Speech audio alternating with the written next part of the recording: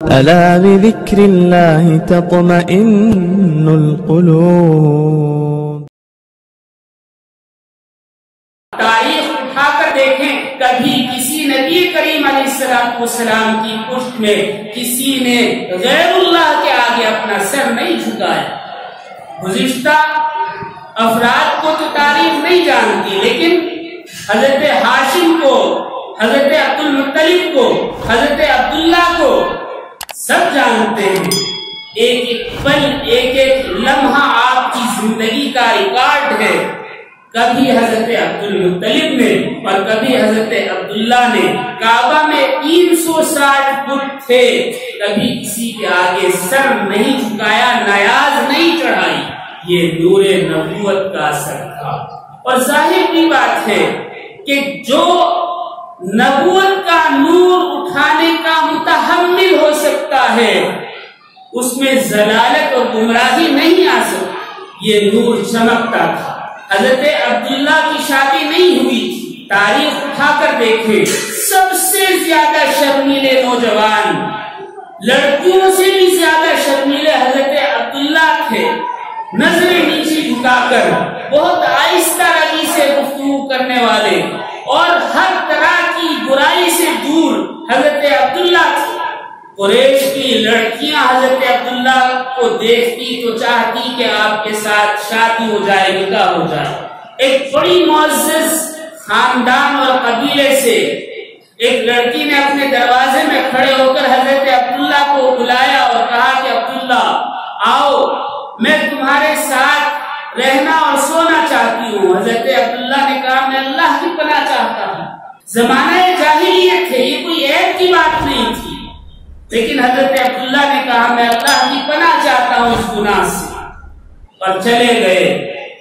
حضرت آمنہ سے نکاح ہوا اور جو نور حضرت آمنہ کے شکم میں منتقل ہو گیا۔ پھر ایک دن وہ لڑکی کھڑی ہوئی تھی، اس کی سہیلی نے کہا کہ کیا اب عبداللہ کو تم بلانا نہیں چاہتی؟ اس نے کہا کہ مجھے عبداللہ سے کوئی سروکار نہیں تھا، مجھے تو اس نور سے سروکار تھا جو عبداللہ کی پیشانی میں تھا اور اب آمنہ کی پیشانی میں منتقل ہو گئے۔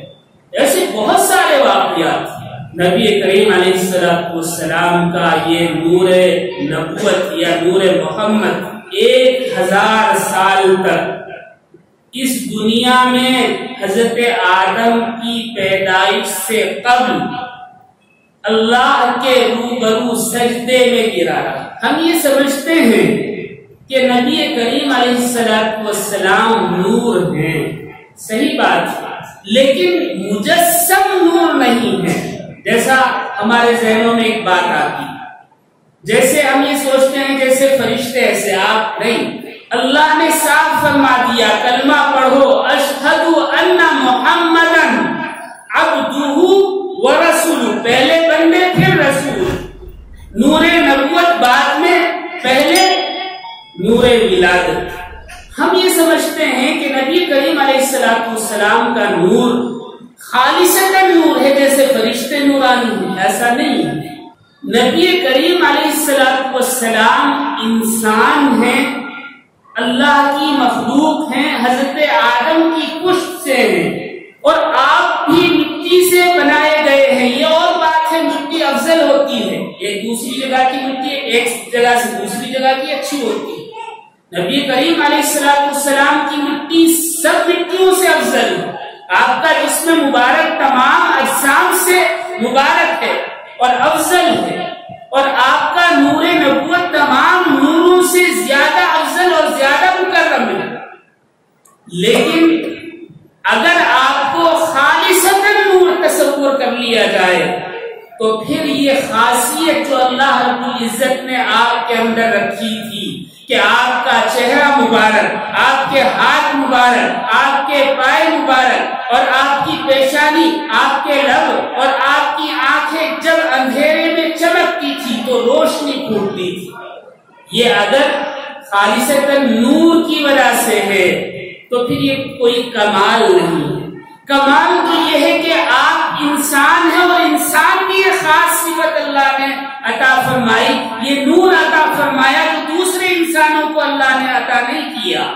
فرشتے بھی نورانی ہیں، چمکتے ہیں، آگ بھی نورانی ہے، چمکتی ہے، لیکن یہ تو اس کی صفت ہے۔ مٹی کی صفت نہ چمکنا ہے اور اس میں چمک اور نور ہے، یہ آپ کا معجزہ ہے اور یہ آپ کی خاص صفت ہے۔ اس لیے آپ نور بھی ہیں اور باقاعدہ انسان ہیں جیسے کہ سب ہوا کرتے ہیں۔ یہ اور بات ہے کہ انسانوں میں سب سے زیادہ اشرف، سب سے زیادہ افضل، سب سے زیادہ مکرم، سب سے زیادہ محترم